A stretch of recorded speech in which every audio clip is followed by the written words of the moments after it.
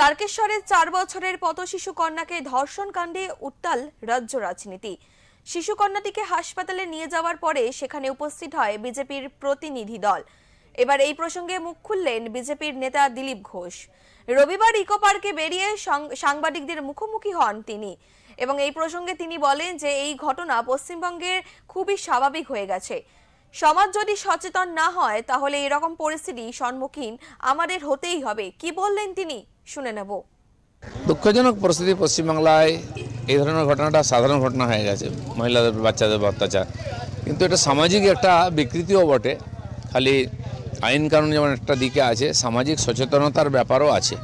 তা নাহলে এগুলো ঘরের মধ্যে যদি হয়, পাড়ার মধ্যে হয়, পুলিশ প্রশাসন তো বাঁচাতে পারবে না। কিন্তু সমাজ যদি এর জন্য সচেতন না হয় তাহলে এর সম্মুখীন আমাদের হতেই হবে। দিলীপ ঘোষের পাশাপাশি এক্স হ্যান্ডেলে এই প্রসঙ্গে পোস্ট করেন বিরোধী দলনেতা শুভেন্দু অধিকারী। পোস্টের মাধ্যমে তিনি বলেন যে তারকেশ্বর পুলিশ আবার অপরাধ চাপা দিতে ব্যস্ত। এটাই মমতা বন্দ্যোপাধ্যায়ের স্বাধীন শাসনের আসল চেহারা। একটি শিশুর জীবন ভেঙে পড়ছে, তবুও পুলিশ সত্যকে চাপা দিয়ে রাজ্যের ভুয়ো আইন শৃঙ্খলার ভাবমূর্তি রক্ষা করছে।